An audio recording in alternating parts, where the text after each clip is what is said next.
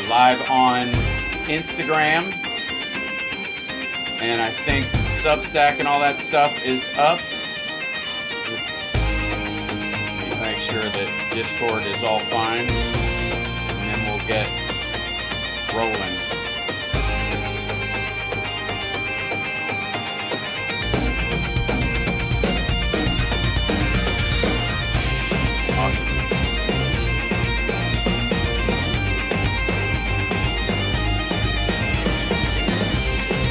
Live up on Twitch.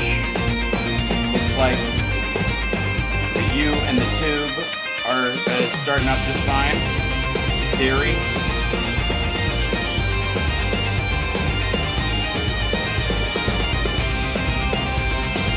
So, chat room, what's happening? Hit that like, share the show.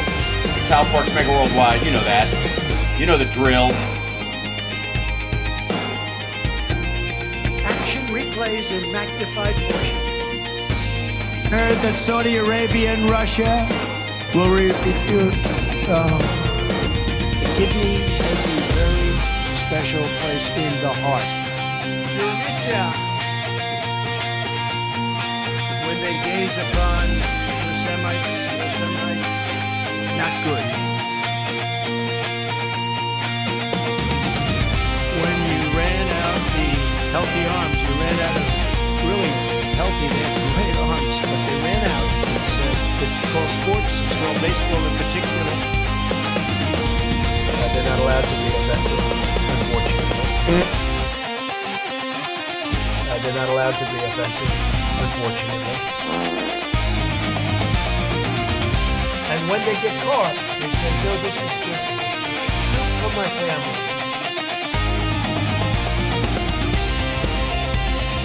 All right, we're about to get started. Hit that like, about 30 seconds. Barrage us with a lot of likes. Get us out into the algorithm.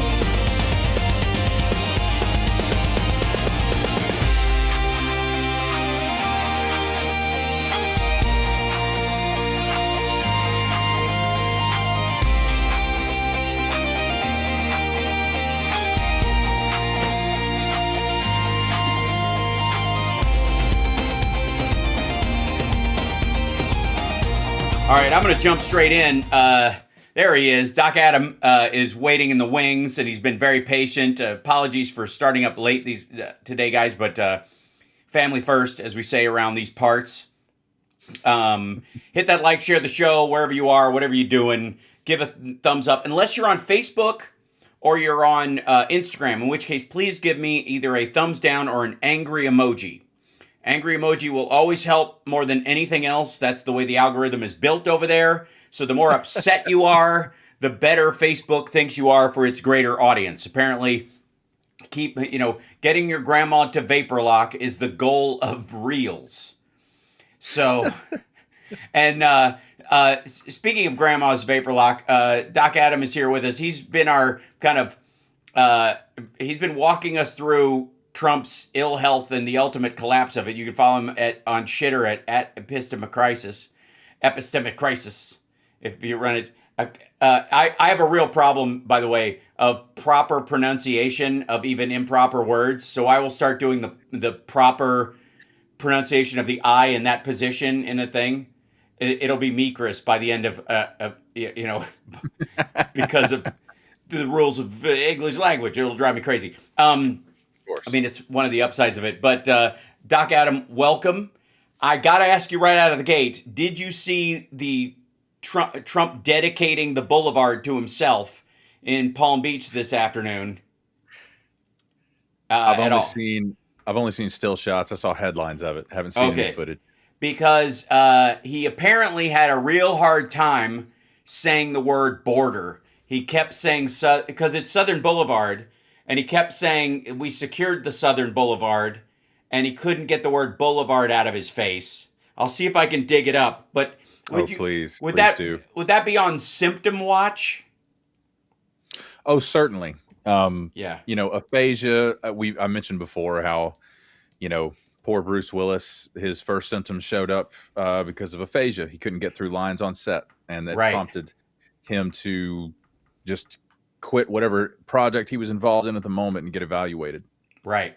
So Oof. if aphasia or paraphasias are part of it. Sure. Okay, let me see. I'll see if this is framed up properly for us on here. I'm fairly certain it is. Is it? No, it's up here. Hold on. I'll move it up here. There you go. This is Trump talking at this thing today. Here you go. Better than they've ever done before. They're up 78% in many cases. But starting on day one, we fully secured our Southern Boulevard and stopped and think of it, as we were securing Southern Boulevard, making Florida great, we're also securing a thing called the Southern Border and making... Yeah. Great save, dude. Totally great save. Caught himself the second time and went, actually, I stuck the landing, bitches. And I have to say, you remember my 4-hour window theory that I stand by, that I thought was going to take till spring. That's where I was off. But I think it's sooner. They are crowbarring the shit out of his schedule right now. Mm-hmm. He is doing everything before the sun goes down. Like, and it's like 11 a.m. to like 3. They're like, it's all hands on deck. They're walking him from room to room full of people so he can't doze off in a meeting. And they make him sign everything in public so that he does it. Yeah. Like, I guess it's an appeal to ego in this situation. Mm-hmm. Yeah, and I saw during was it a presser? Or he leaned to the person next to him earlier today and said, "We got to finish this." Oh yeah, and a guy was literally they're like, outlining how he was outlining how, you know, funding for healthcare and, you know, hospitals in underserved rural areas, blah blah blah, crucial, you know, practical things. Trump could not have been more bored. Yeah. He was like, he was tapping on the side of the mic, the base of the mic, and just being like, "We're way behind schedule." I'm like, "What do you mean way behind schedule?" Right. And he cut off a healthcare roundtable. Yes. Earlier today to get to. We got a lot of important meetings. I'm like, "What do you? You guys haven't finished, you know, getting your healthcare plan together that you said you were going to do." What do you mean you have something all right, I gotta say, honest to God, I think he wanted to just leave for Florida, but I also think he knows there's no there. Like, he could sit there all fucking day. It's not going to turn a framework into an actual piece of legislation. It's embarrassing. Yeah, it is. There is no plan. They said that they would kick that can down the road, and they have no intention of actually fixing anything to do with healthcare.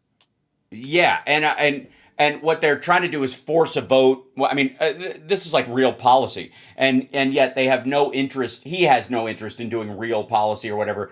I came up with the great healthcare plan we talked about. They wanted low cost in there. They wanted to tell people what was in it. Because they ran into this with the big bullshit bill.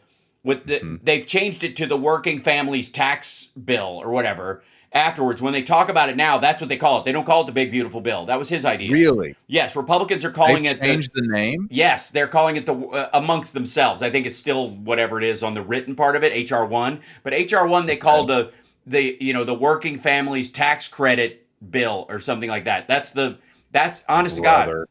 And they're doing it because big beautiful bill fucking sucks. It's terrible. Yeah. And it sounds like he just grease the wheels for all of his corporate buddies. Well, the same thing is going to happen with the great healthcare plan. It can't be great unless it's cheap, and it's great for everybody, so call it great. And then we need Congress to make it great. I don't know how you would do that. I don't know what you fucking do with this. Take my framework, take all my promises. Yeah. And make them come true with no input or effort. Mm-hmm. That's right. It's crazy. And again, I feel like I'm looking for that thing of where they packed him up and he ran out the door. But I think it has a lot to, a lot of this has to do with, they're like, he's running out of runway tonight. Yeah. Get him the shit out of here. Marco Rubio handed him a note. God, I made a video about this. Yes. So reiterate if you will. But he hands him like this, call on Exxon and or whatever. And he was like, Marco just handed me a note. It says, call on Exxon very quietly. Do not read this note out loud. Like it's so fucking lame. Dude, his face, Rubio's face when he actually read Yeah. the note, just hang that in the Louvre because that was art. I love it so much. And then the executive from that company said, was there a question, Mr. President? And the guy with the gray hair just down from Susie, I think he was sitting next to Susie Wiles. He goes, could you just update? That guy's a professional bullshit or whatever he does. Yeah. But he just like tried to save everybody's ass in that moment. But my God, what a moment. And that was obviously right after, you're probably going to get to this, but after he got up to look at the progress of the ball. Oh, yeah. Wow. Huh? What? Huh? Wow. If you look out the, huh? Wow. And wow, there's a giant hole in the ground. Wow, there is no building there. Wow, it looks like shit. Wow, what is wrong with you? Sit the fuck down. But I said this, okay, I don't know that because we haven't had a chance to talk since that one. But my grandfather, when he had Alzheimer's, had this urge to check the trunk of his car all the time.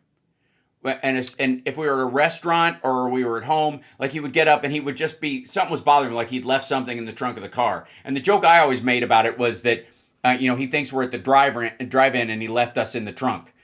Because that's how you used to sneak into the drive-in, right? You pay 2 tickets and the kids hide in the trunk and then they climb out and go in the back seat.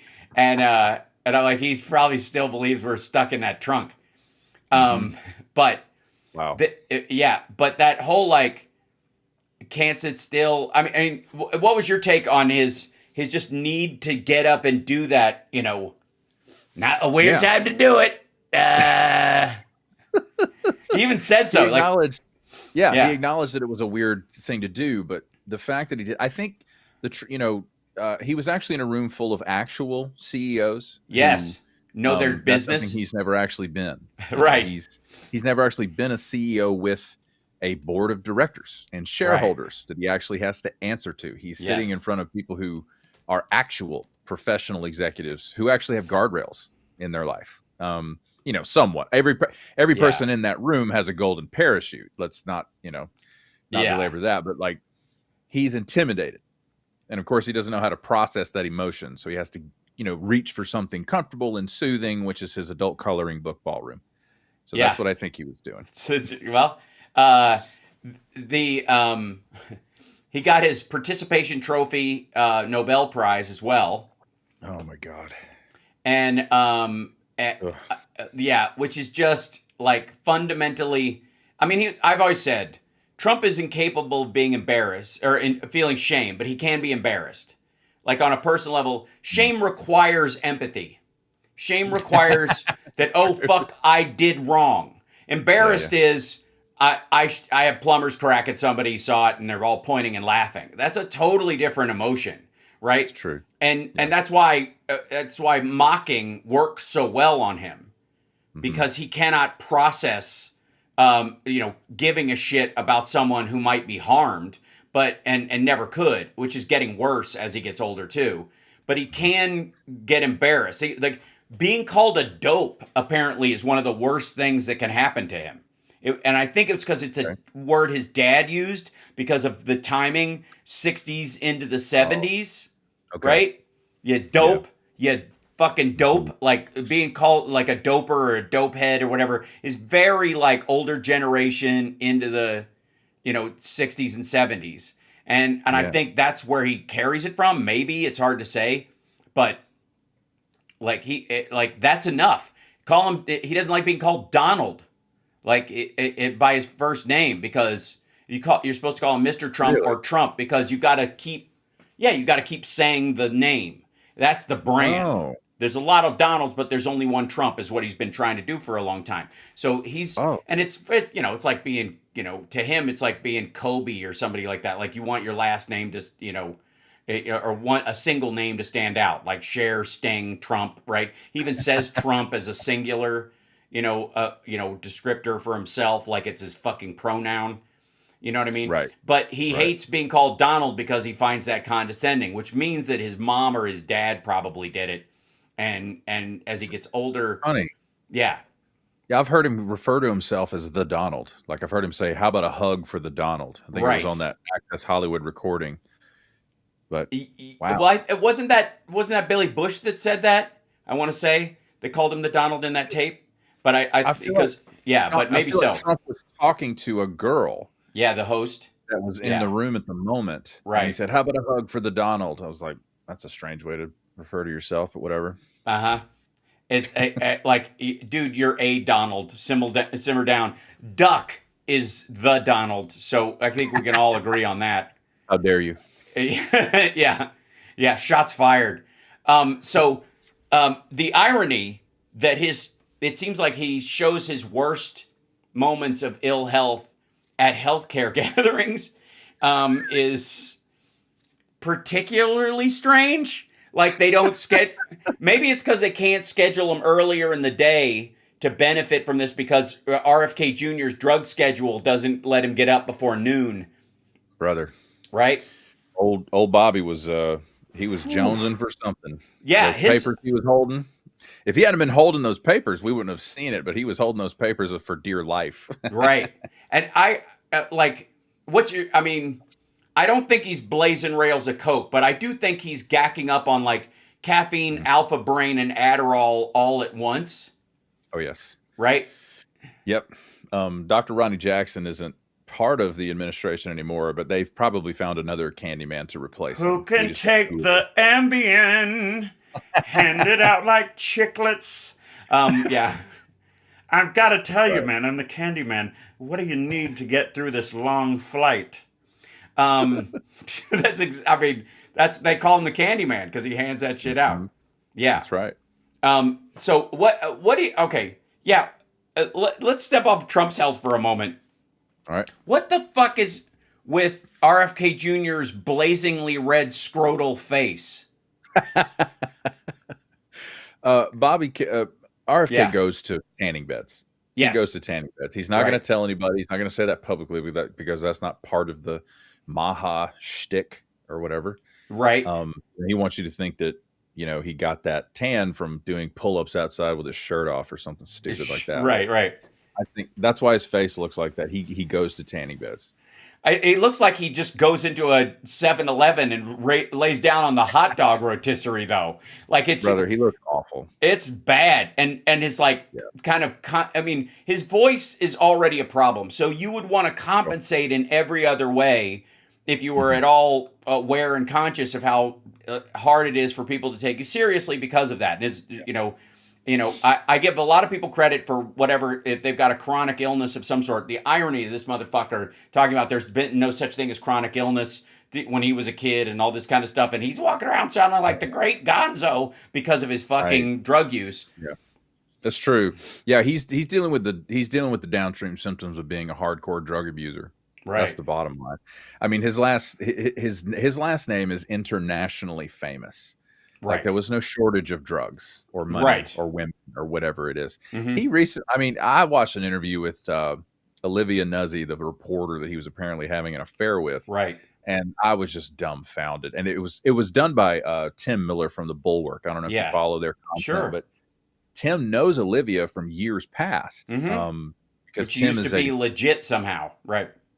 I guess I couldn't take her too seriously throughout that interview, but sorry. But like just the idea that he's still womanizing and still just, his whole presidential campaign was picking up scattered hippie ass across the country. That's the whole point. Get away from your wife, get out on the road and start, casting for like the Jenny McCarthy's of the country, like the anti-vaxxer hippie chicks. Who might want to road fuck a Kennedy. That's it. This is like the last, Kennedy dick tour of, with the last 5 years. That's what it was for. He never thought he was going to win, but he knew the kind of attention he could get, certainly. And I mean, the pathology of his particular ego and all that shit, and his wife taking her own life after him rubbing his affairs in her face and stuff. Just the idea that this guy is anywhere near his own family's legacy, much less the halls of power, is fucking embarrassing. Dude. I did find the Trump bored and sleepy shot apparently. This is, if we can, this is him. Hey. Yeah, right. Where he's just like, move it along, Bobby. Who sends his greetings, was hosting the Yes. stakeholders in Alaska who are going to be applying hold for on. these funds, working with CMS in our state. Over the last couple of days, we have over 300 people coming to these meetings on how to use this Ribbit. transformation fund to better healthcare in Alaska. And this is going to help my constituents, going to help every American, and it is really exciting. And I want to thank, again, you, Thank Mr. you. President, and your team. Thank you, Dan. Thank you Appreciate very it. much. Oh, thank you very much. We're going to have to go very fast. We're going to have to go we are way behind schedule, and I have a couple of meetings that are very important. He got on a fucking helicopter to go to Mar-a-Lago right after this. I would like to point out. Yeah. They were Probably not meeting with Netanyahu. He did not have any meetings. He didn't. They were planning on leaving. Nothing more important than this, but let's go. Come on, Bob. He calls him the wrong name. Fire round. Please. Yeah, right. Hold on. He corrects himself. Rob? Fire round. Rob. Yeah. He says Bob and then whatever. says Rob. Whatever your name is. Mr. President, thank you very much for having me here today. And I represent Just so, yeah. Oh, and this is the whole part where he goes, we got to finish this. Granton that we're imminently facing closure. And it's been, and working with Dr. Oz, Administrator Oz, and the CMS team has been absolutely incredible. So many. He does like, ugh. You know that thing he'll do something like, bored. Like he does that when he's talking about like exaggerating his response to shit in rallies and so like, these people, like, that's the exact same, And regional in Scranton that we're imminently facing closure. And it's been, and working with Dr. Oz, Administrator Oz, and the CMS team has been absolutely incredible on so many levels. And thank you again for intervening and shepherding us through that process. But when you're looking at Pennsylvania, we're going to receive over $193 million. In 5 years, it'll be over $1 billion for the Commonwealth of Pennsylvania. And when you think about northeastern Pennsylvania, don't say and. Clinics and That means another thought. rural hospitals are the God. backbones of our communities. So making a target. We got to wrap this up. Nobody gives a fuck about rural hospitals. An investment that is Dude, not just going to he sure Band-Aid No. over poor operational procedures. It's going to actually transform rural healthcare. That's what we are so Whoops. excited about. Pike County in my district is the largest growing county in the Commonwealth of Pennsylvania where there's not a hospital. The nearest commute to a hospital is over 55 minutes away. So See that little, by the way, the tail end, wrap it up. Gave him the wrap up. Yeah, Is watch. over 55 minutes away. So two hospitals, Moses. What an asshole. And that congressman has spent probably hours with his staff honing what he's going to say to the president of the United States to make maximum impact, to see if somehow, they can get Hannibal Lecter to give a shit about, people being able to have a baby without driving an hour. Well, and I mean, if you hear Dr. Oz talking about this, it's fucking like, we're going to have robot surgeons at every rural hospital and, like, get out of here. No, you are not. And then there's one last one. This is where, like, Brooke Rollins is starting to get the idea. Like, she's on team don't let the boss nod off. Thank you. Yes. Thank you. Thank you for being here. 1 minute. How about 30 seconds? How about 30 seconds, sir? As a small town kid I'm the from best Monroe, cabinet Texas, member you population have. 1,200 where I Right. grew up. Yeah, just bored as shit. And he was like already cutting off because he doesn't care about this part of it. No.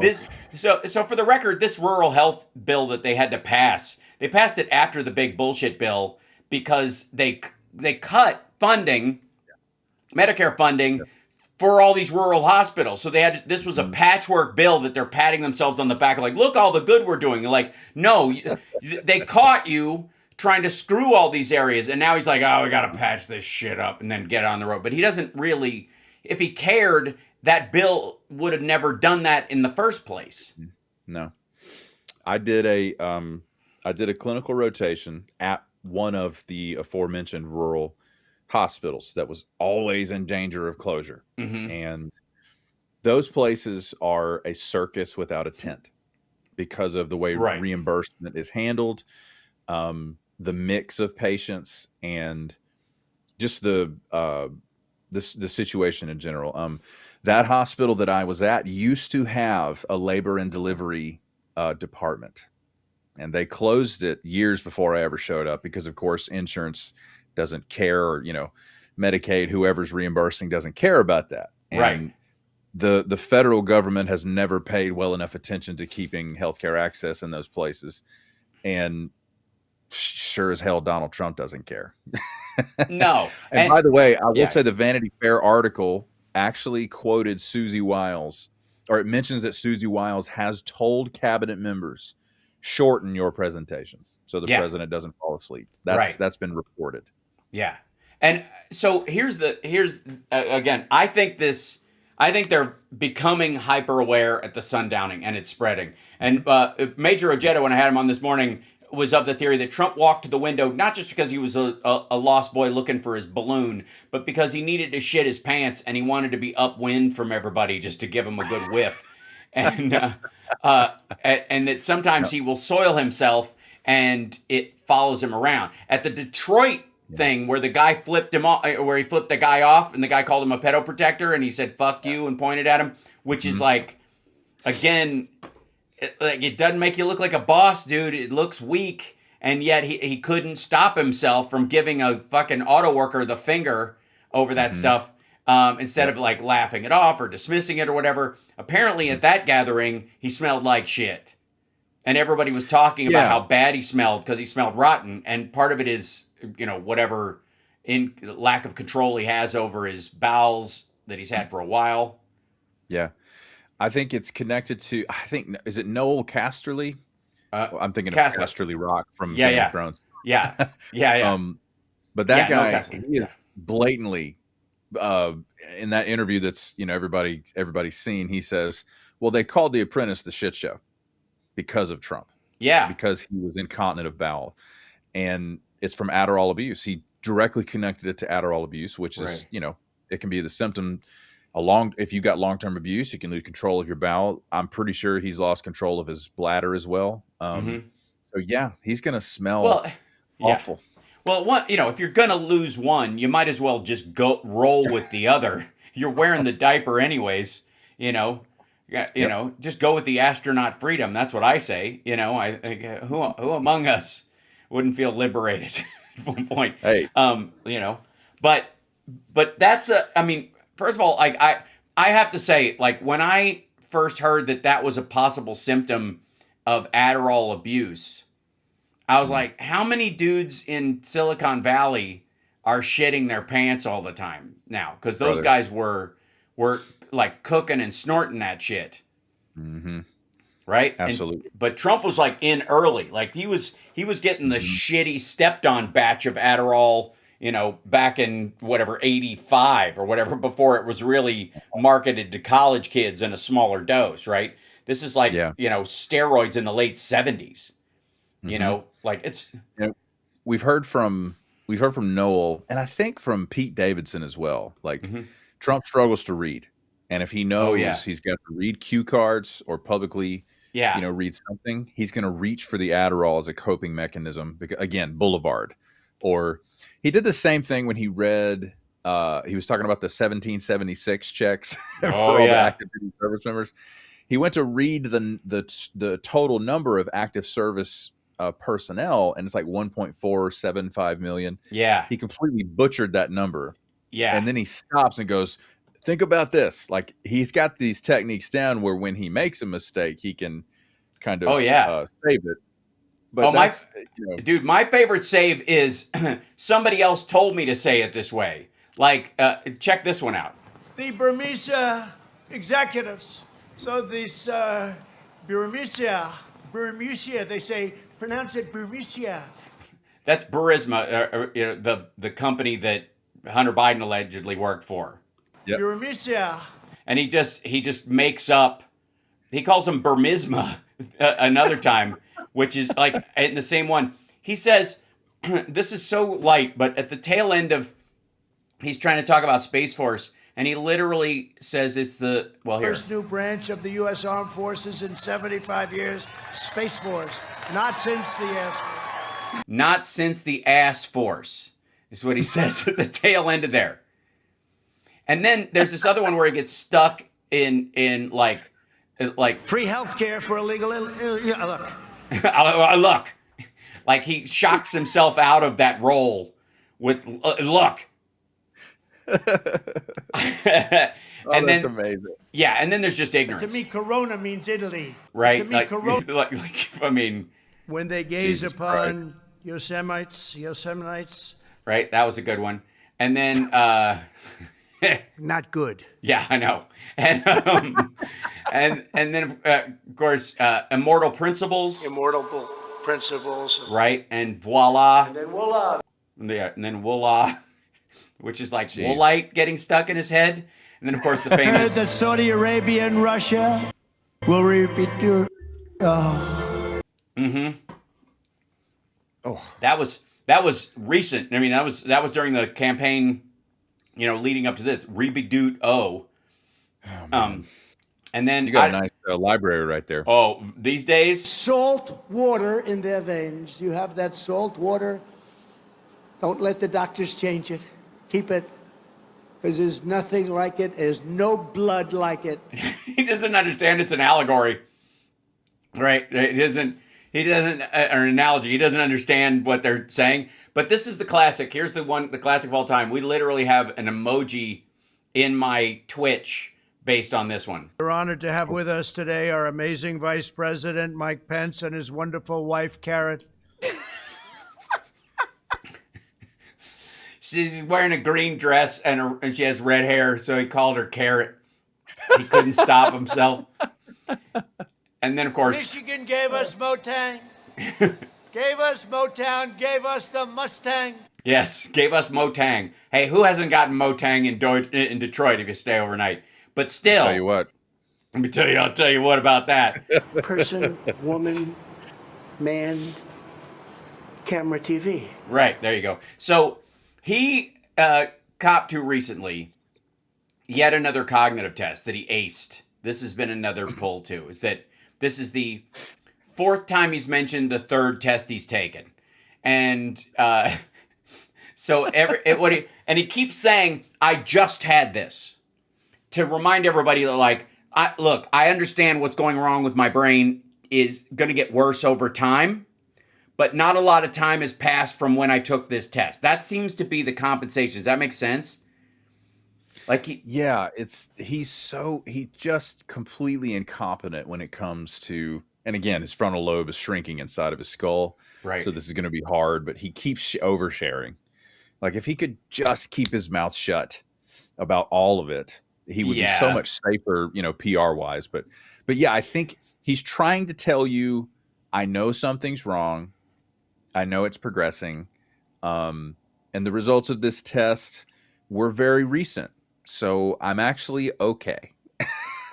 Yes, I think you're right. Yeah, I think he's reassured by saying something that happened, months ago, happened just a week ago, or to make you think he just got off the plane and took another one just for shits and giggles, is to say that we've been checking. My brain isn't failing as fast as they told me it would when I actually got this test. And the whole MRI CT scan thing, Dr. Drew jumped down everybody's throats for you guys don't know the fucking difference between an MRI and a CT scan. I'm like, okay, first of all, asshole, why should we trust anything coming out of this White House? Just because they shifted to CT scan and how they're talking about it doesn't mean he didn't have an MRI. What it means is they're like, oh shit, MRI sounds really bad. CT scan sounds like something you do for an old man anyways. Mm-hmm. Even though clinically speaking, a CT scan will be used to discover a stroke. Right. And all the extra. So the extra aspirin thing, when they started saying he was taking aspirin, I'm fairly certain, at his age, correct me if I'm wrong on this, over the age of 60, they do not recommend aspirin therapy unless you've already had a heart attack or stroke, right? Yeah, it's indicative that, and again, the verbiage that he used, again, it's difficult to depend on words he uses. Yeah. But he describes, he was like, I want nice thin blood pouring through my heart. Right. I want really thick blood pouring through my heart. I'm like, you are indicating you have had so many conversations with cardiologists, Yes. neurologists, or vascular surgeons about multiple vital parts of your body to make a statement like that. It's his interpretation of, because he's probably had a conversation with a physician at some point where they're like, we need to put you on Plavix, or we got to put you on Xarelto, or, Right. we'll do the baby aspirin, and then we'll transition to something else. And he'll Also, ask, are they having this conversation with him, or are they having it with Susie Wiles while she sits there and takes notes? brother, who knows? I Yeah. think, listen, I just learned that from the 2020 election until January 6th, Kayleigh McEnany avoided the president. She would keep tabs on where he physically was in the West Wing, or in the residence or whatever, so that he would not continue to badger her to violate the Hatch Act by promoting the 2020 election fraud myth. Right. She knows, I cannot publicly say what you want me to say as your press secretary, or I will go to jail. They will come get me. Right. And we lost the election, so I'm definitely going to jail. So they avoid him. They give him enough information to keep things moving. And at the same time, they try to make whatever he's wanting become reality as much as they can, But there's no it's like the Economic Council gave him a bulleted list of points points they wanted him to know about the economy, and the whole thing is bullshit. Yeah. And then he shared it to Truth Social like an idiot. He took a picture and posted it. Right. And it's all lies. They haven't as much of a conversation and exchange as much information as they need to. It's all need to know, and they're not telling him how much they're holding back from him. Right. Yeah, the big thing in the first one is that we were worried that the CIA or somebody was keeping crucial national security shit away from him because they didn't trust that he would spill it to Vladimir Putin in a private meeting, which completely justified. Now they're doing it with just standard run-of-the-mill facts. Yes. Because they don't want him to fuck up the market or ruin the housing market by lying about some policy that he thinks is working when it absolutely is not. They and by the way, this whole we got to cut this short, blah blah blah, because we got other meetings. Like everybody knows, Trump cuts off work early to name a road after himself. That's the article in the Daily Beast. Everybody knew that's where he went. The fucking helicopter was outside, shithead. They went straight out there. They walked you to it. Yeah. Do I show respect to people who are trying to keep rural hospitals open, or do I make sure I'm on time for the ceremony where they name a road after me? Right. Well, I mean, who are we talking about? Who's the I in this situation? Man. Yeah. And there was a picture. Here's the picture. Jesus Christ. This is, everywhere. This is a recent picture of him posted by the Daily Beast, taken while he's out and walking around. That's obviously he's got the orange spray on and all that kind of stuff, but God damn, dude. Terrible. Yeah. And increasingly, explain to me also the kind of high-low, time of day shit, and how long that goes on before they have a hard time going, okay, he's good at noon to 2 o'clock before they go, okay, that's no longer the window. How long can that stretch out in a situation like this? Oh, man. So he's had they seem to be rushing, is my point. Oh, sure. They're sprinting. Yeah. He's had symptoms for roughly a decade, and your life expectancy with frontotemporal dementia is 7 to 12 years. So he's not. People keep asking me could he just admit to everything that's in the Epstein files? Are we going to see that happen? I'm like, it could be tomorrow. That could he could get so pissed off, and finally just have enough, and his filter is deteriorated enough to where he won't even consider it a danger to him anymore. So yeah, the window is what it is. it could be the window could shorten by an hour or two tomorrow. Like it could happen. That people, I'm trying to communicate, like in my videos, I'm trying to like, people will get shocked with the time frame that I give, but I'm like, Right. I don't think you guys understand how sick this guy is. Yeah. He is so close to just being like, yeah, they got, so what? They got videos of me, doing God knows what to 12-year-old girls, whatever. Yeah. He's so, it could be tomorrow. Well, or just calling the victims liars or bitches or something like that, like being obviously and egregiously Oh my God. dismissive of them. Yeah. And then at that point you would know, oh my God, he did it. Yeah. The general public would finally, because MAG is not happy about it. They're not happy that these files have not come out, that literally they could fine Pam Bondi $10,000 a day or arrest her, because it's not a subpoena. It's a law. Right. And so they're not happy about it. He's so close to just, detonating the whole thing. I'm so excited to wake up every morning to my DMs, because people send me so much stuff. Oh yeah? What, just like clips of him and stuff, or just, Oh gosh. Yeah. Any snippet or headline or clip or another short form video from another creator that is along the same line. I literally don't have to work that hard to source. Yeah. Well, as it gets more extreme, that's clearly what we're seeing. I'll point out like this here. So this is from CNN Politics. This is January 3rd. Aspirin, CT scans, and sleep. 5 questions raised by Trump's new disclosures about his health, which is, by the way, whatever they're releasing, it's the best possible spin on whatever's going on. And they are absolutely avoiding talking about the stark reality behind the scenes, because they certainly aren't bringing up what his budget for Depends is, right? Right? Yeah. That's just a reality. Here's another one. This is how Trump goons exploit his mental decline.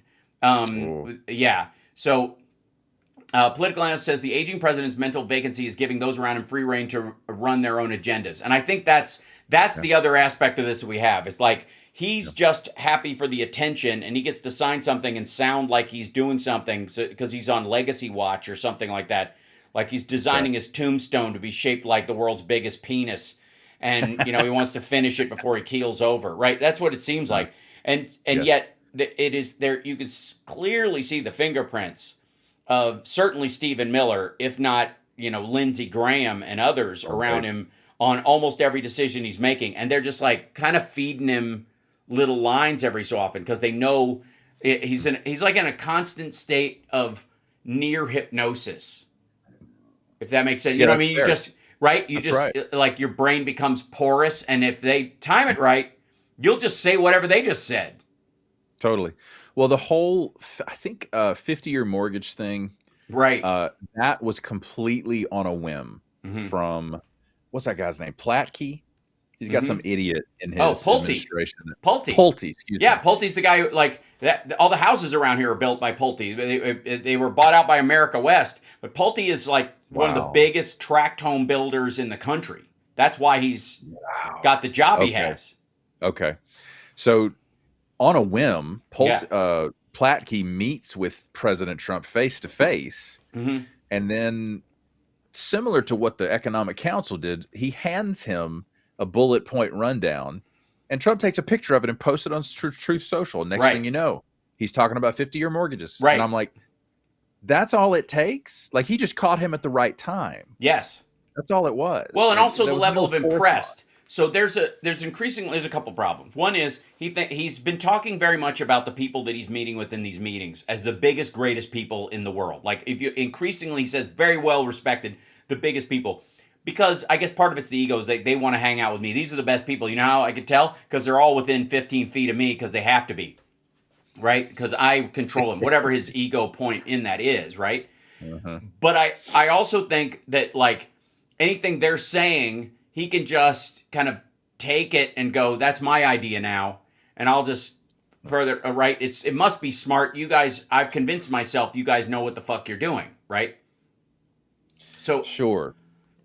Yeah, there's one function of the frontal lobe known as reality testing that leaves you. You can't, if a suggestion or an idea is, floated toward you, our frontal lobe is what reality tests whether that seems true or not, Mm-hmm. and then assesses it according to our previous experience, our Sure. memory, stuff like that. He's losing that. And Mm-hmm. so he's just making a general, assessment. Well, these people are all wearing suits, so You're right. I must And be they're- greatest. And they're all smiling at me. I must be in charge. Right. Yeah. And then he falls Oh, asleep. shit. I've never felt more relaxed in my life. Oh I God. had no idea how exhausting having your ass kissed was.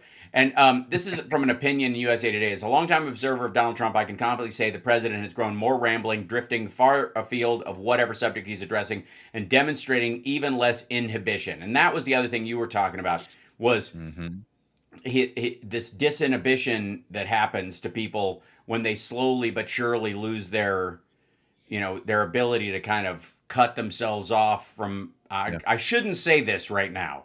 And he'll even say, I shouldn't say this, and then say it. So he'll verbalize it right now. I probably shouldn't say it right now, but it was a rigged election. What a weird time to get up and go to a window. I probably shouldn't get up and go to the window, but I did it. Look at that. Oh, it's so great. Yeah. Yeah, it's such a beautiful, I don't know. He's still got the remnants of a master level bullshitter. It's just, it's incredible. You can tell he's a piece of shit Manhattan real estate developer. Yeah, exactly. And he's proud of it, right? This was that quote you were telling him. Superstitious Trump says he takes more aspirin than his doctors want. They say aspirin is good for thinning out the blood. I don't want thick blood pouring through my heart, which is such a weird fucking thing to say. Listen, it's so weird. It's so the only weird. reason you care about the clinical measure is the PTINR, or the degree to which your blood clots or does not clot. Right. That's such a strange way to describe that. Oh, he described why he takes it, because he's superstitious. Very superstitious. I mean, I love it. Like he claims perfect health, and then also superstition. Right. That I don't think people grasp this, and I'm sure you're stunned that people aren't like taking a lot of this quite seriously in the way that like you see these warning signs.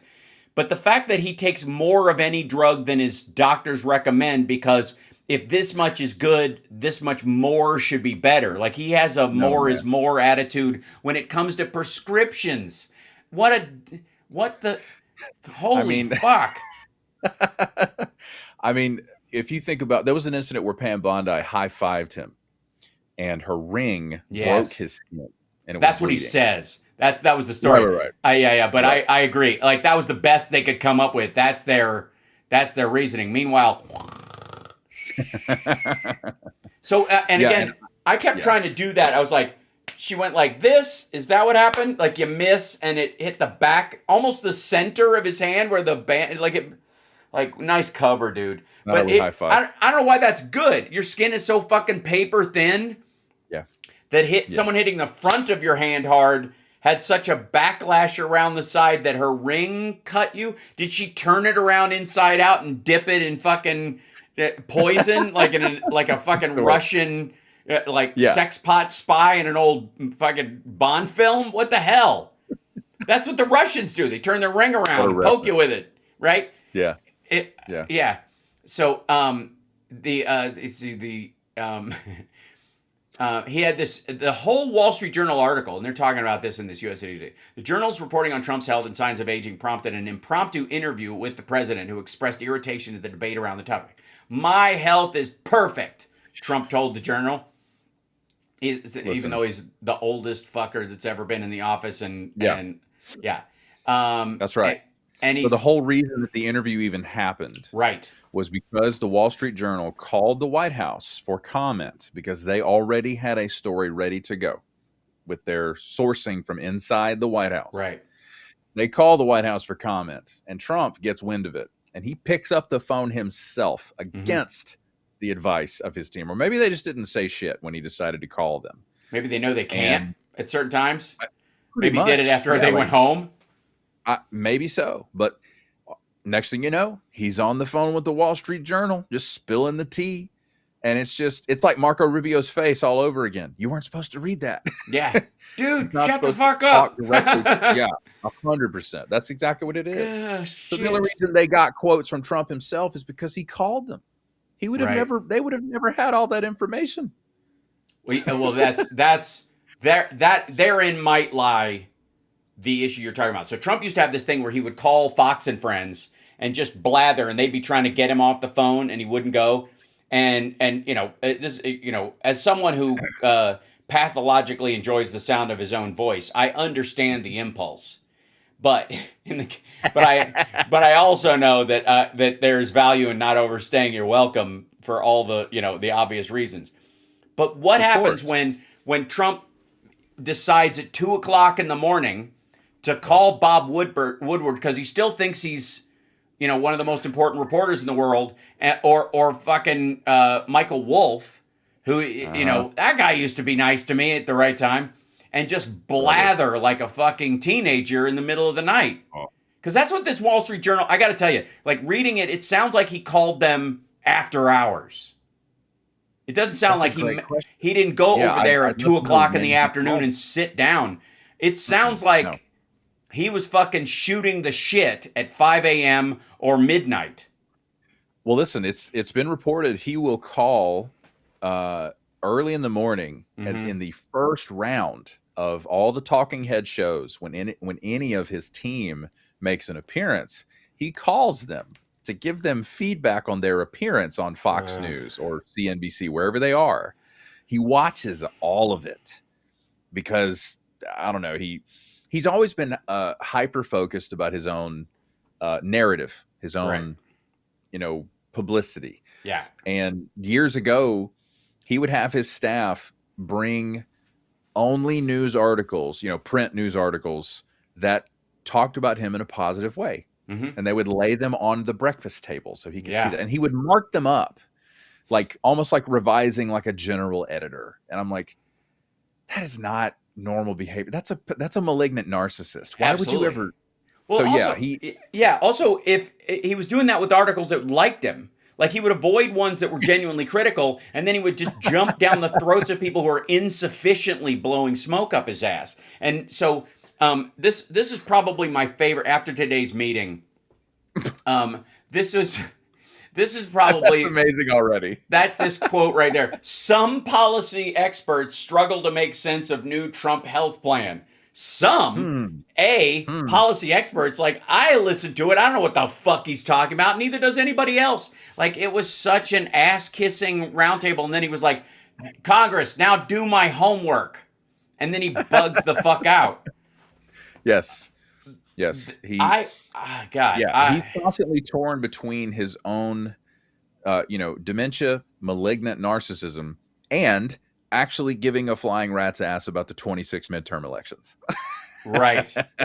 Which they always seem to make a move here and there that kind of addresses the concerns of regular citizens, but it always seems out of character because they'd rather just snatch immigrants off the street. Right. And he's so bored with the real work of the office. That's what I said. One of the ways you get back at this guy this time around and ways you could stymie him is shove the presidency down his throat. If he actually has to do the job, it sucks. Being president is a lot of fucking work, and not all of it is everybody like, sitting around a fucking table like you're like the photo negative of one of those intervention shows. Instead of what I mean? It's like an ego intervention. Like, no, you are the best. You don't need to go into rehab at all, right? This is So my favorite part of this was and this is some provisions will virtually have no effect. My favorite thing. Because they're fucking fantasy. Nothing exists. What do you? The quote. I love the apostrophes. Virtually no effect. Virtually no effect. None. They are not interested in the 26 midterms. They just want to cancel them. Yes. And I think, Stephen Miller obviously is of that persuasion, but Sure. Trump even, he caught some flack in the press pool with Caroline Leavitt and all of her cheer captain energy. But she was, does the president think that canceling elections is funny? He was joking? What do you mean? He wasn't joking. No. He was repeating something he wasn't supposed to repeat. Exactly. He was repeating Stephen Miller. He was That's right. saying like Stephen Miller has been talking about that openly in the office all the time. That's what it is. God. And he can't. He's Stephen Miller. Yeah. Yeah. Ugh. He's still mad at the janitors at his high school. Oh yeah, absolutely. For finding him in that locker after all those hours. Does he put himself in there so that everybody went home until the girls' soccer team, went into the room, and then he could peer out through the little slits in the door. So here's, okay, it is Friday, January 16th, in the evening, and we are, 9 months and change away from the midterms. And we are, 6 months away from the midterms becoming the primary talking point of everything. Defining the political nature of the conversation from June, July on.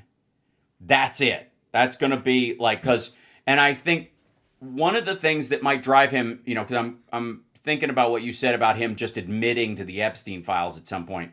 If he feels trapped and there's only one way out of this, and he knows that if somebody's going to tell him, if the Democrats win, you're going to get impeached over the Epstein files. Yes. They're going to release everything. They're going to impeach Pam Bondi. They're going to impeach you. And in that process, they're going to release everything they have a copy of. Mm-hmm. Just dump it on, and it won't be a trickle. And there's all these little things that have been coming from the Epstein estate that Democrats know that they haven't released the best stuff from that shit. Oh, brother. They're being smart and strategic. It's too much fun. Yeah, this is too fucking important to just dump it and walk away. They're like, oh yeah? You think you're getting away? How about this piece? What do you think I got in this bag? How about that piece? There's a reason that letter came out from the Wall Street Journal. And then I think that preceded the meeting between Todd Blanche and Ghislaine Maxwell. 100%. Yeah. She has communication through her legal team with the Epstein estate. They have control over that information. Right. Yeah. Well, and I know that she can't stop them from giving it away or whatever, but there's also like, at one point, do they look at which side the bread is buttered on and go, Democrats are going to take over from this. And if Ghislaine Maxwell is going to get a shorter sentence because she cooperates and brings down Les Wexner and, and all the other Trump. And like most people are like, I'll take that deal. That sound like a good deal. I'll take that deal. Right? I think I suppose you're going to take off that nice Nazi uniform, ain't you? Well, that I cannot abide. Right? Right? So there will be Ro Khanna and Thomas Massie, I think both of them would go, all right, we'll shave 10 years off your 60-year-old lady. We'll shave 10 years off your sentence if you give us, these male predators that are still out and about. It would still that sounds like a good deal. I would take that deal. I want my scalps, right? And you ain't from Kentucky, are you? Yeah, man. Let me tell you what. I'm the direct descendant of Jim Bridger, which means I got a bit of Apache in me. Do you ever seen Inglourious Bastards? I haven't. Actually. Yeah. Oh, okay. That's Brad Pitt and Inglourious Bastards talking in his Nazi, his anti-Nazi speech, where he's like, "Everybody that joins my team owes me a debit, 100 Nazi scalps, and I will have my scalps, and the Nazis will fear us, and it will be visions of us that will torture them in their dreams." Yeah, and there's and they make a deal with Christoph Waltz, who's this awful Nazi, and he goes, I say end the war tonight, I'll take that deal. Damn good deal. But I bet you after you get back to America and they set you up in that fancy house, you're going to take off that fancy Nazi uniform, ain't you? And he's like, yes. And he goes, well, that I cannot abide. My God. He does this thing. He does this thing where he carves a swastika in the forehead of every Nazi he catches. Brother. Yeah, I've wanted to see that for a long time. Okay, watch it. Funny, man. The first 15 minutes, the opening scene before the titles, is the most tense cinema that has been made like cinematic achievement of the last 40 years. Oh my God. The opening scene, Christoph Waltz is a fucking genius. It's so good. You know, it's hard to describe. Anybody in the chat room, I'm sure you will agree. It's a Tarantino film, absolutely. The opening scene of it, I mean, it's a great movie. I enjoy it thoroughly. I own it. I'm a big fan, and it's very good. But the opening scene is one of those things where like it sets the tone of like, oh yeah, people forget how just awful the Nazis were to the man. Oh God. Yeah. And it sets you up because there's a cruelty to it and there's a pacing to it that is just incredible. And of course, Brad Pitt's character's from Tennessee, so he got this big old way of talking like that. Man. Yeah. I just imagine Brad Pitt at the first table read like, holy shit, this is gonna be hysterical. Right. Yeah. Yeah. Right. Wow. And I really enjoyed Once Upon a Time in Hollywood. Yes. Which was another Tarantino Brad Pitt situation. Absolutely. Was really really a Brad Pitt movie. They were talking about doing another Cliff Booth movie after that, which I would be totally up to watch. So good. Yeah. Kicking Bruce Lee's ass backstage. Yeah, right. Let's go. Yeah. I think you're a little man with a big mouth. And I think you'd be nothing but a stain on Muhammad Ali's shorts. Right? I'm like, what possessed Tarantino to write this scene? This is like not based on a true story. Like, what's going on? No, well, there's this story about like during the filming of The Green Hornet that Bruce Lee talked a lot of shit, and that the stunt community around him were, because he was so small, were like, come on, dude. Like, yeah, you're good at what you do, but like hit me as hard as you can. If I'm not standing still, you're fucked. Wow. Right? Oh, so Cliff Booth's character is like a tip of the cap to the stunt community. Exactly. Oh, There's a bunch of these different stories of these stuntmen who were kind of rough and tumble fuckers in the 70s. Yeah. And they're these, just literally Hollywood stories. And so they kind of shove them all together, Oh, brilliant. I'm just disappointed that they left the Ann and Nancy Wilson out of the Manson part, because they were members of the Manson family for a little while. They got out before the getting was good, as it were. They left. Brother. Yeah. But I guess in theory they both slept with Charles Manson. They all did amongst each other, but holy shit. He's a magic man. Yeah. I bet he is. He'd have to be. He's this fucking tall, full, $115, fully clothed, soaking wet. But talk about a generation though that cooked their brains, by and large, with a bunch of drugs they had no idea were bad. Bro. So back to our kind of watching Trump on this kind of hard fade. He's one of the other things is.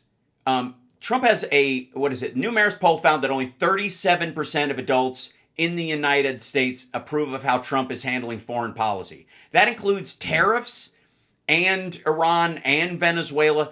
37%. That is a base number. That means you have boiled it down to just maggots at this point. That's right. All the undecided voters have left you. And the 2026 midterms are going to be an absolute. They're going to beat the brakes off of them. Yes. And they've already started. Yes. All the elections that have happened in the last 3-4 months have completely turned blue. Yeah. Majority of Americans, 56%, strongly oppose the U.S. taking military action in Venezuela. Only 36%, an even lower number than the foreign policy one, approve of how he's handling the economy.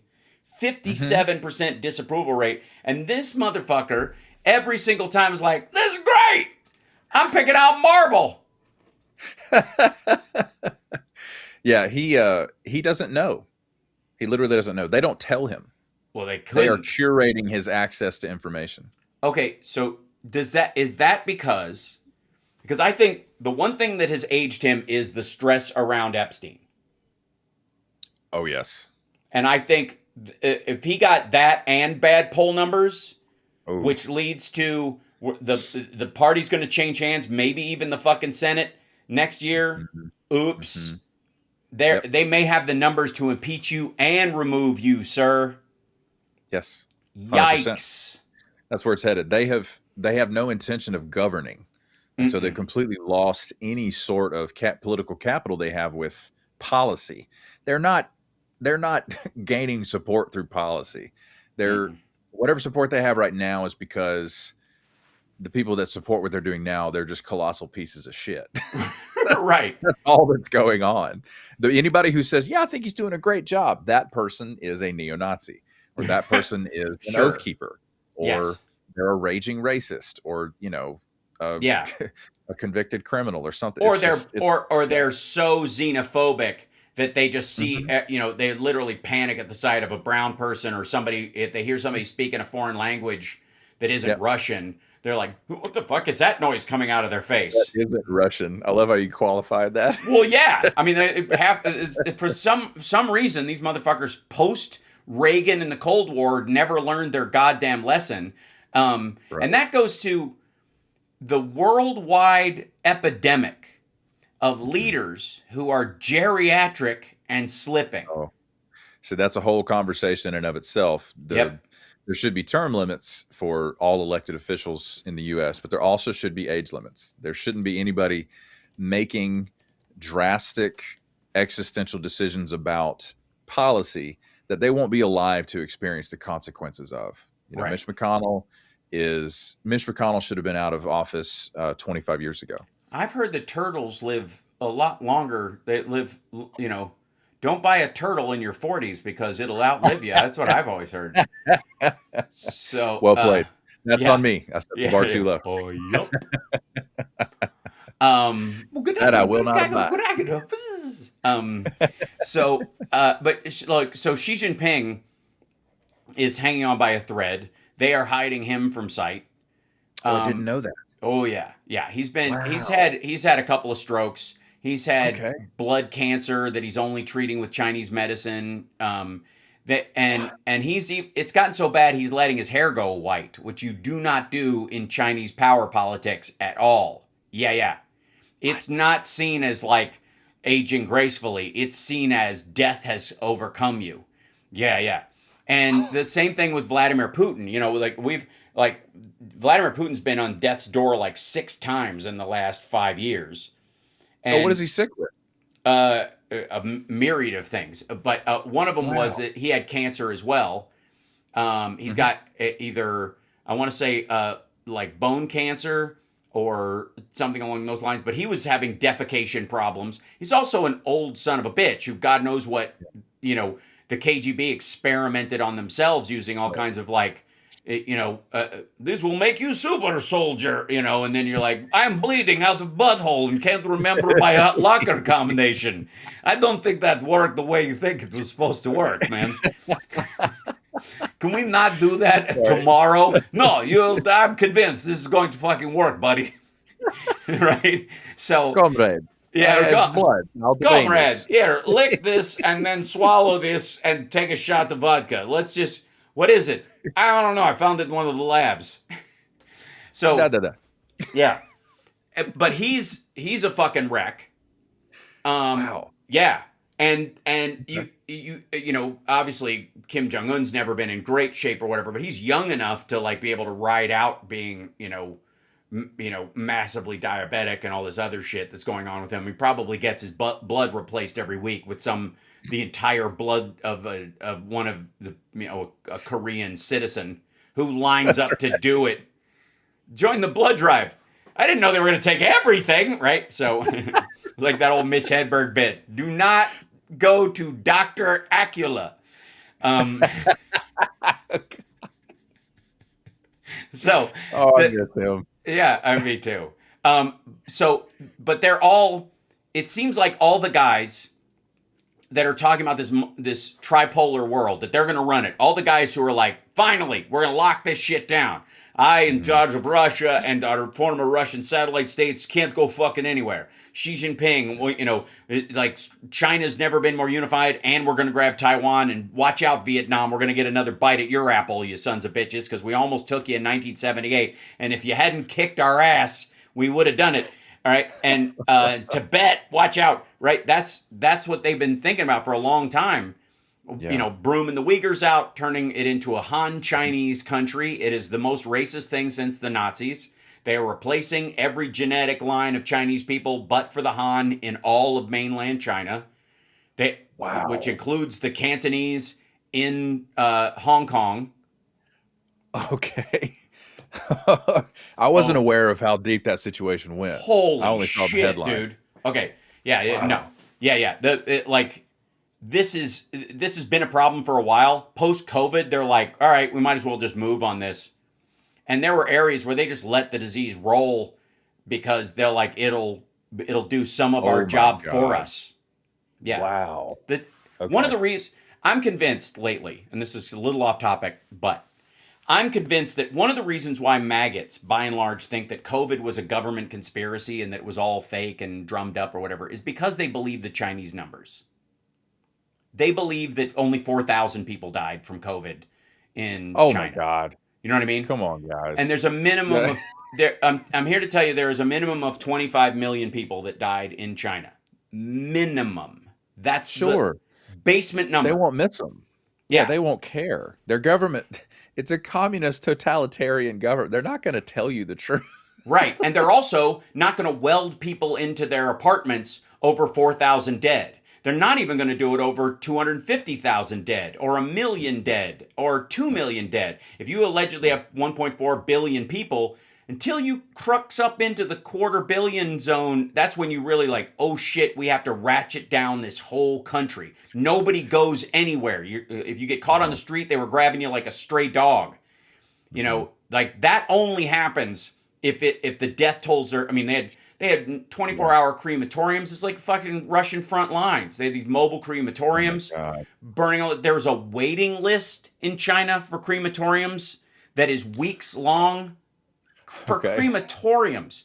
They're using old malls for body storage now, today, still. Yeah. And Xi Jinping and all of these guys just basically have like sequestered themselves away from any normies. And anybody who's caught that's sick around them or whatever just gets dusted off or shoveled off someplace. But they're, you know, and then Putin's paranoia around COVID was he moved into a fucking bunker. That's where he came up with this whole like Ruska Mir, we have to reclaim things for Catherine, you know, before I die. Because he'd been sitting in the fucking basement watching YouTube videos like fucking Nick Fuentes' second cousin. Oh man. Yeah. And like the Russians have lost 1 million plus in this war. Dude.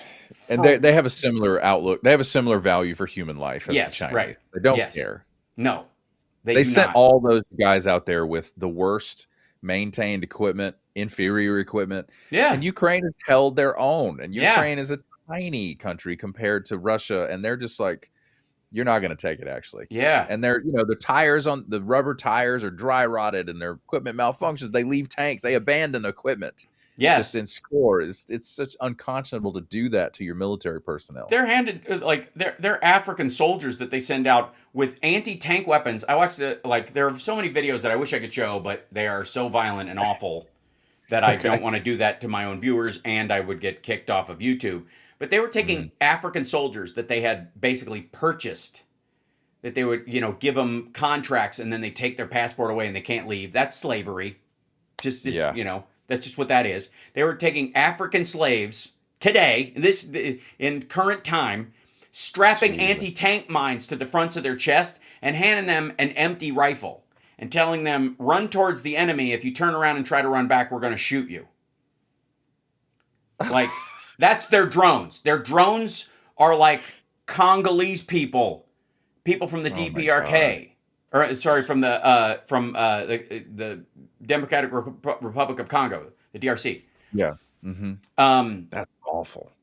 And they've got horses pulling wagons instead of like armored transport. What the fuck? You'd have to be brother. Yes, because they've run out of shit. Because the guys they never thought they were ever going to do this because everybody thought it would be nuts to go to war like this, and it is. But Vladimir Putin's fucking brain is Swiss cheese too. and decided now's the time. So we do have a geriatric leader problem, but it really isn't in the House and Senate. It's the top of these giant organizations, and they all seem to be. Tell me the difference, if you will, as a doc in our last few moments together on this lovely edition. And I want to thank you for being patient with me and showing up for the show today. It's great. Sure. Everybody follow him, Epistema Crisis, for Doc Adam on all of his sources and sites. Oh, He's I'm at sorry. Blue Sky I told you wrong. It's actually 2 C's in there. Son of a bitch. I'm sorry. Sorry. I'm just here to make things more difficult. That's all right. You couldn't possibly. So I can fix it right here. But because I'm good at what I do, God damn it. Watch this. Bam! And bam! There it is. How you like that, apples? Heyo. Yeah. Heyo. Hey. So I got a number. 2 cc's of shut the fuck up, apparently. Right.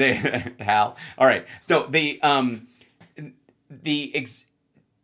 when someone is aging and they're going through this part where their brain is collapsing and they are having fantasies about whatever, and there's some level of seems to be a spectrum of people who were lovely when they were young and they're kind of lovely when they're old. They just are forgetful and kind of soft with everybody, and they don't want to get in the way, and they're sort of apologetic almost about what they're going through, and that their internal nature blossoms in this situation, in the fertile soil of their brain, not trying to make them look cool anymore or protect them from their own, self-reflection. And then there's the other folks that are like a fucking, cornered wop rat, just like, and like literally like knowing it's about to be shot, just going,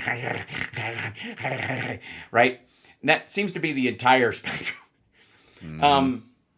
It would seem that people in power are sort of, no matter who they are, even if they might be good guys, are sort of, with the exception of Joe Biden, who I will say has been extraordinarily graceful through all of his trials, both with his prostate cancer and his stutter and the stuff that he's dealing with. This man spent his entire presidency planting seeds of trees he will never sit under the shade of.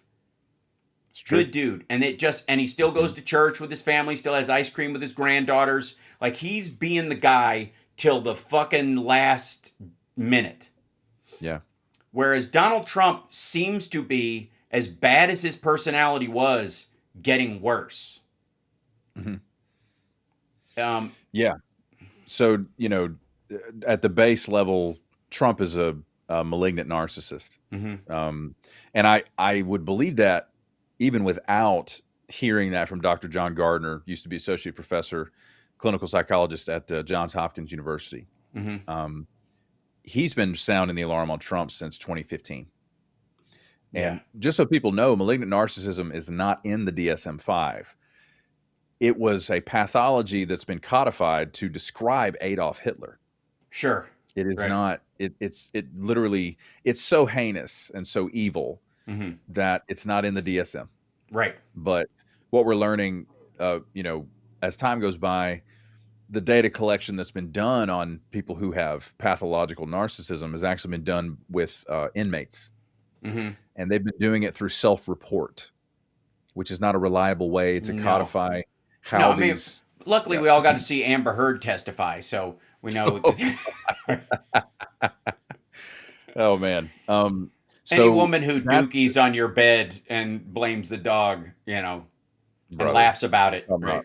Sure. Johnny, why did you date that woman? Whatever. Right. Yeah. Why did you ever get Winona's name crossed off your arm? Have you not been watching Stranger Things? That woman is a gem.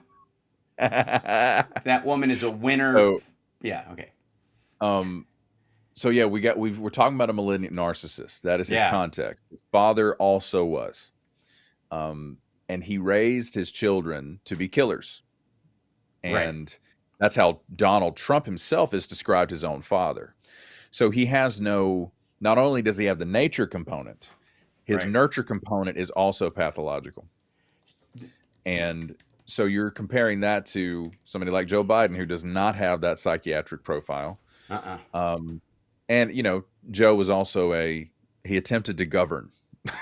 he attempted to be an actual legislator, Yeah, to be an go actual figure. congressman. Yeah. You know, the sheer amount of legislation that actually got pushed through while Biden was in office Yeah. dwarfs anything Trump has ever done, because Trump Right. has no idea how to govern. Right.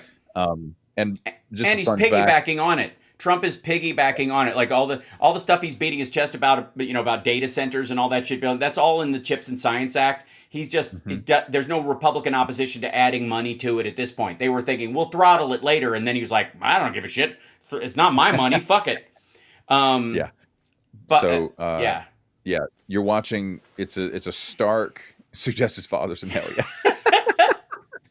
Yeah. So yeah, the contrast is for those two reasons. It's the psychiatric profile. It's the family history of dementia, most likely frontotemporal dementia, from both of his parents, and that's why he is just an absolute dumpster fire of a person. But again, the deeper question remains: how the actual fuck did he become the president of the United States? How does somebody who is that evil do this? Yeah. Well, again, There it is. yeah, Trump. I'm not sure I'm going to be able to make it into heaven. Like it's a party he's been invited to, and he's got a big schedule. But he thinks his dad went to hell, and he's pretty sure he's going to follow him. That's honestly where he is. I'll tell you exactly how he became president of the United States. If people have enough anxiety, and that anxiety is ubiquitous enough across the populace, and social media is perfectly tuned to create anxiety even where there need be none, or take the normal anxiety of life and exaggerate it into the illusion of this shouldn't be happening. We're like, you want to talk about ego? One of the biggest problems, I think all school shooters and workplace shooters are all egomaniacs. I think that's the key aspect, because they just, whatever their grievance is more important than your life. That's that's narcissism. Yeah. That's Hitler. That's what that is. Yep. I'm so pissed at the world, and you guys treated me so bad, I'm going to shoot blindly into a crowd. That's not a pitiable person getting their revenge on a mean society. That's the tyranny of your neighbor. And and these are also a lot of the people who are like, we got to protect ourselves against the tyranny of the government. And we're like, what about the tyranny of your fucking next door neighbor who just decides one day he's sick of being a second-tier citizen because he's an asshole and nobody wants to talk to him at the bar anymore because he keeps saying racist shit? Time to go back to work and blow up the place. That's what that is. So, in this, and I do believe it's egomaniacal to look at the world as it is right now, even as tough as it is, and as the shit that's going on, and pretend that because you are here on Earth, it is uniquely horrible, when it clearly isn't. You're not in the Black Plague. This isn't pre-civil rights era. Women can vote. There's all kinds of reasons why it's been a lot fucking worse. Try 1830s if you didn't like slavery. Really bad time on Earth, right? There is an ego of the public that can be played on in social media that makes people think that instead of just like, this is a bad thing we need to solve, it's, this is a bad thing that is uniquely happening to me right now, and nobody else had to deal with this shit. I'm having to deal with this, right? Which is and so that kind of self-inflicted narcissistic wound where you're giving yourself more anxiety as if you're uniquely being harmed by the arc of history, led a lot of people to identify with Trump's grievance mentality. The forgotten man story that he told everybody. He was like, nobody forgot about you, you dumb motherfucker. Where do you think SNAP came from? And Medicaid, Medicare, and like you think you like No Child Left Behind and every other education program put forward by the federal government. Why is that? Well, because red states don't pay for their fucking schools. The taxpayers in California do. That's right. Nobody forgot about you, you dumb. We just don't want to listen to you gripe when you're not paying for any of the shit. We are. That's where that part comes from. But the ego that goes with that, Trump is very appealing to that. Sure. Yeah, he sets himself up as the rescuer of victims, and he gives they weaponize people's feeling that they are a victim of an enemy that has no name. Right. So problems that are, normally attributed to sometimes life is hard. Sometimes shit happens. Right. Sometimes your body betrays And you who and you gonna starts call? growing a tumor. Right. Yes. Yeah, these things can happen in life, Mm-hmm. but it's so much easier to attribute your difficulty in life to a villain Yes. rather than it's just a difficult thing that happens. Mm-hmm. And so when somebody comes up like Trump, who can give the villain a name, and they set themselves up as a rescuer, he literally focused on saying, "Only I can fix this. Mm-hmm. Only I can do this." Yeah. And they believe him And because yeah. There's a parallel to that in the Christian community about Jesus hasn't come back in 2,000 years, but we were waiting for Dave to show up. Now that Dave's here, and he's wearing his crucifix, obviously Jesus is like, tag me, ready to go in, coach, because I'm here. Jesus is going to come back this time. And if he doesn't, we're going to do everything we can to force him to. There was a big group of people like evangelical pseudo psychopaths, Turner Diary Christians, who were going to plant a bomb under the Temple of the Mount. They were like, this was their big plan. They were going to plant a nuke. They wanted to get a dirty bomb from Afghanistan, from Russia, in the mid 90s. Get it to Israel, put it under the temple, and blow up the Temple Mount because they were convinced that would call God's bluff, and that would be the trigger that God has been waiting for. That it wasn't about it'll just happen because we can force God's hand. They really believed that. Okay, so that to me is malignant narcissism, and that is that is a broad group of people that have this like simmering narcissism that's always there. I would like to float the idea, and I'm curious what your thought is on our way out the door, to remind everybody, follow Epistemic Crisis with 2 C's on Shitter, and then of course on Blue Sky, it's like at .bluesky.co or whatever it is. Check it out there. .bsky.social. That's right. Is how the rest of yeah. I don't think Trump is a genuine narcissist because I think he hates his own reflection and he's taking it out on the rest of the world. But what I do think is that he is a pathological paranoid. I think he is concerned that someone's going to walk up and wig snatch him, that they're going to pull his mask down. And if anybody gets anywhere near being able to rip his mask off, everybody's going to see what a fraud he is. Everybody's going to see that he's got a tiny little mushroom dick and no sex appeal and he smells like shit and all that stuff. And if anybody's allowed it, because a narcissist, to me, as a narcissist, I mean, speaking for my own people, as someone who could absolutely drown trying to kiss their own reflection in a raging river, I'm 5'9". I can make jokes like this. I'm allowed. Yeah. Okay. Sure. Right. If I was 6'3" and had blue eyes, I'd be an asshole for talking like this. But I do it. It's adorable. All right. Anyway, so, but Trump, I don't think he's a malignant narcissist. I think he's a malignant paranoid.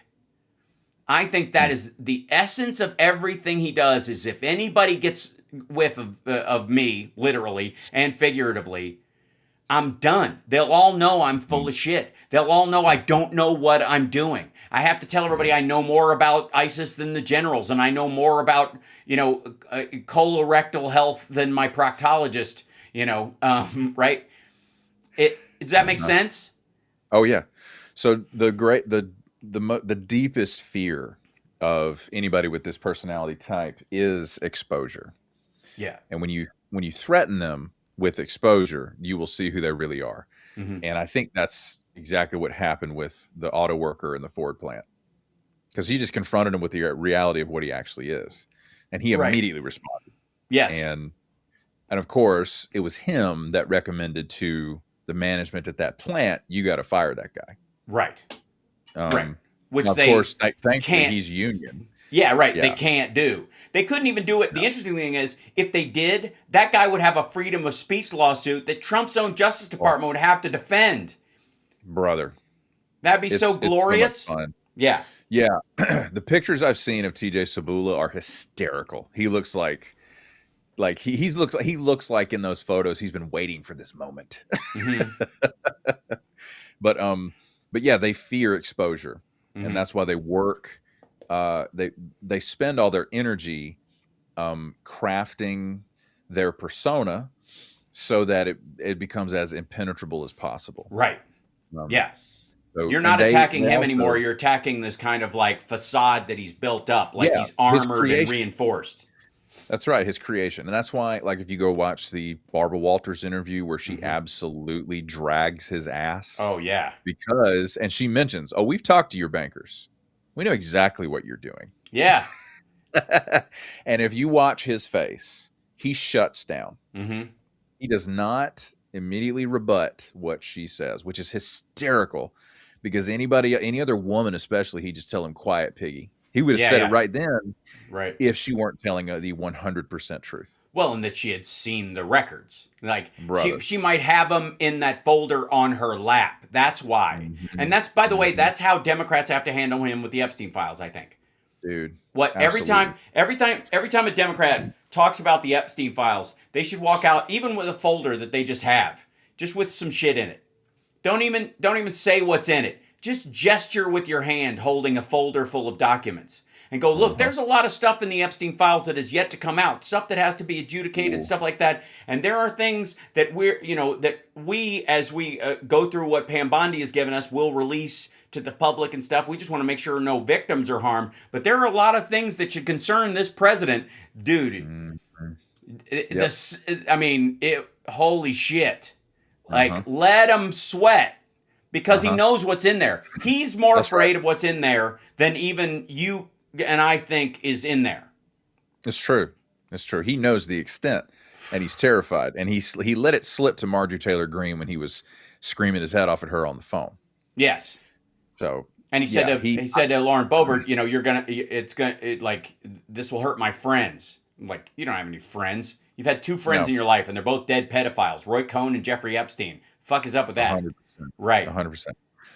Yeah. So I really appreciate you coming on. It's a great conversation always to have. We're kind of checking in on this thing. And then I think since like you came on the show the first time and now I think that standing up and walking to the window in the middle of this is kind of what I would say is a signpost that we're on, Doc Adams Road.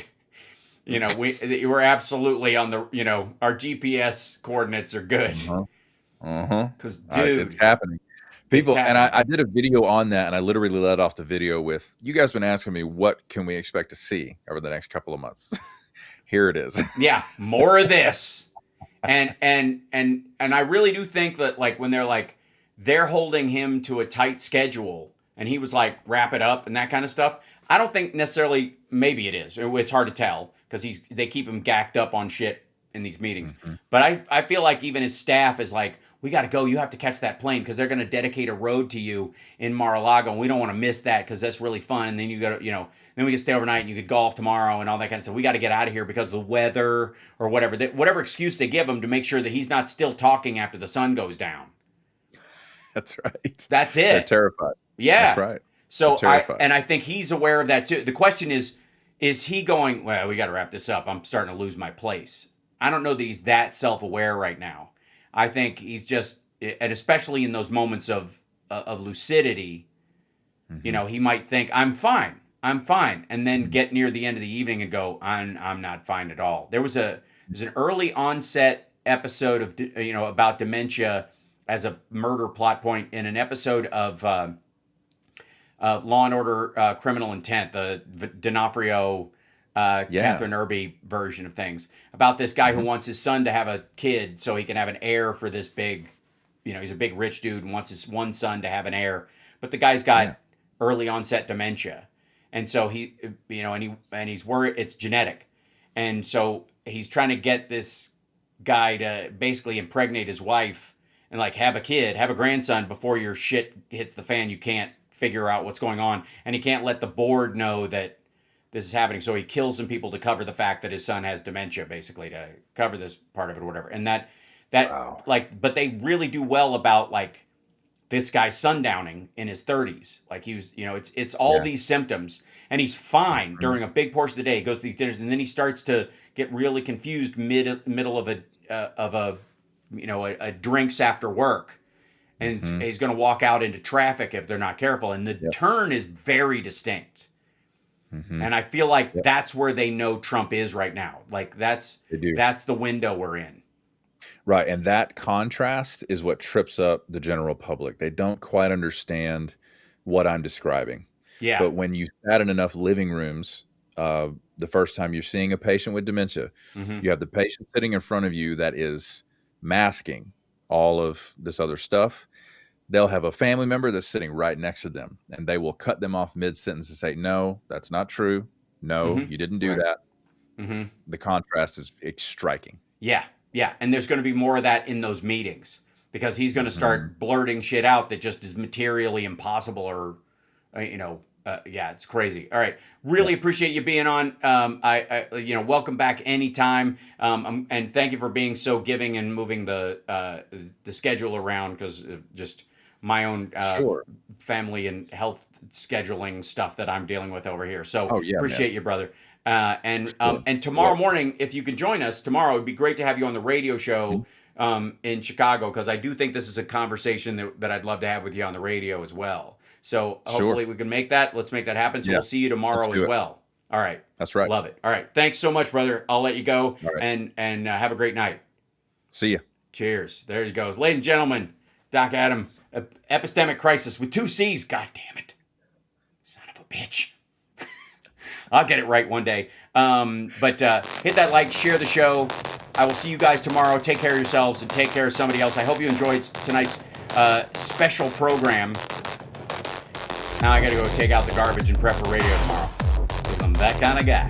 All right. Bulk day. Oh boy. The screen glows bright with a crooked smile. Words spill out. All venom, no style. Promises made, they rot in the air. A handshake, a lie, a blank, cold stare.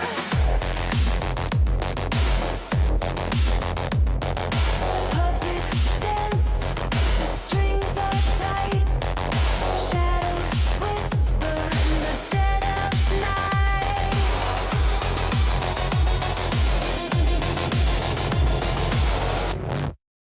This is some bullshit. We see through it. This is some bullshit. Thank you, Twitch people. Don't forget to subscribe over there as well. See you in the morning. Thanks, everybody, for the super chats. Love you.